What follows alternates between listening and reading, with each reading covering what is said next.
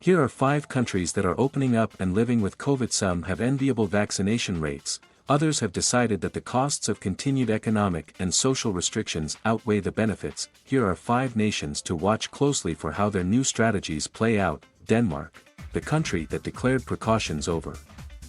The Danish government lifted all remaining coronavirus restrictions in the country on September 10, saying COVID-19 was no longer an illness which is a critical threat to society. The key to Denmark's success lies partly in its vaccination rollout. As of September 13, over 74% of Denmark's population was fully vaccinated against COVID-19, according to outweigh data. The transmission rate, or R rate, currently stands at 0.7, Health Minister Magnus Heunicke tweeted Wednesday, meaning that the epidemic is continuing to decline. If it's above 1.0, COVID-19 cases will increase in the near future. If it's below 1.0, cases will decrease in the near future. The vaccines and all citizens in Denmark's great efforts over a long period of time are the basis for us to do so well, Heunicke said. Despite such optimism, Heunicke sounded a note of caution last month as the government announced the planned end date for restrictions. Even though we are in a good place right now, we are not out of the epidemic. And the government will not hesitate to act quickly if the pandemic again threatens important functions in our society, he said. Singapore, trying to live with COVID, but Delta isn't helping. The bad news is that COVID-19 may never go away. The good news is that it is possible to live normally with it in our midst, Singapore's top COVID-19 officials wrote in an op-ed at the time. Authorities began to ease some restrictions in August, allowing fully vaccinated people to dine in restaurants and to gather in groups of 5, up from 2. But a surge in cases caused by the highly infectious Delta variant has put that strategy under strain, leading officials to pause further reopening. Officials warned last week that they might need to reimpose COVID-19 restrictions if the new outbreak was not contained. Singapore's COVID-19 task force said it would attempt to limit the outbreak through more aggressive contact tracing, ring-fencing cases and clusters, and more frequent mandatory testing for high-risk workers.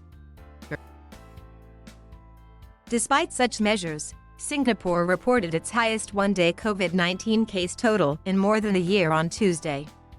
So far, the number of people falling seriously ill remains low thanks to vaccination, authorities said. Singapore pursued an aggressive zero-COVID strategy before shifting its approach, and has one of the highest COVID-19 vaccination rates in the world, with 81% of the population fully vaccinated.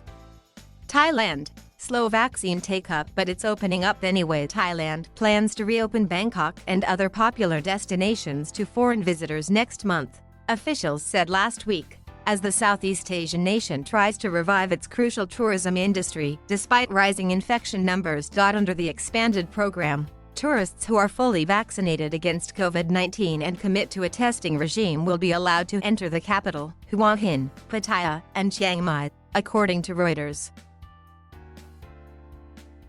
The island of Phuket reopened to vaccinated foreign visitors on July 1 without quarantine requirements. On July 15, the country launched a similar program on the islands of Koh Samui, Koh Phangan and Koh Tao, dubbed Samui Plus. Although it kept infection numbers low in 2020 thanks to successful containment measures, Thailand has struggled to keep cases in check this year. Vaccination rates are lagging behind those of some neighbors.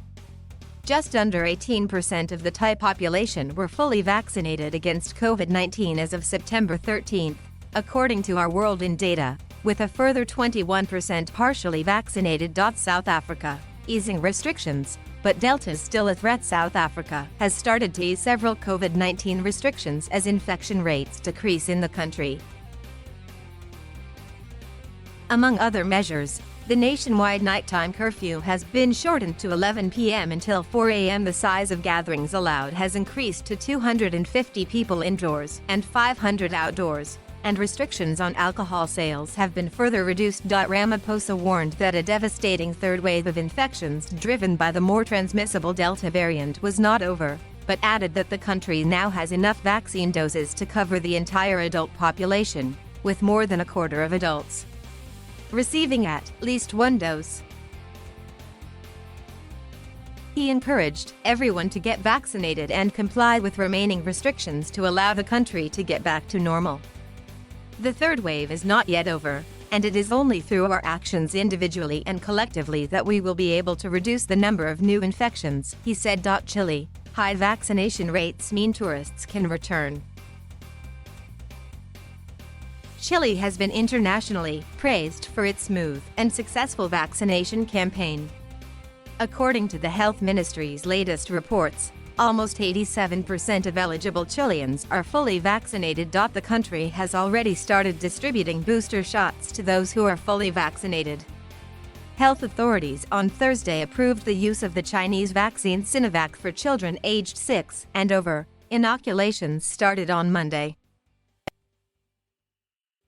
Despite the threat posed by the Delta variant, the government on Wednesday announced moves to reopen the country to international tourism from October 1st, just in time for the Southern Hemisphere nation's summer season. Foreign non-residents will be able to enter provided they meet certain requirements and isolate for 5 days on arrival. The fact that foreign tourists can come to Chile is an important step for the recovery of inbound tourism, said Undersecretary for Tourism José Luis Uriarte. It's important to point out that this is the first step, and we will be able to keep moving forward as long as we maintain the right health conditions. Thank you for watching. Please subscribe,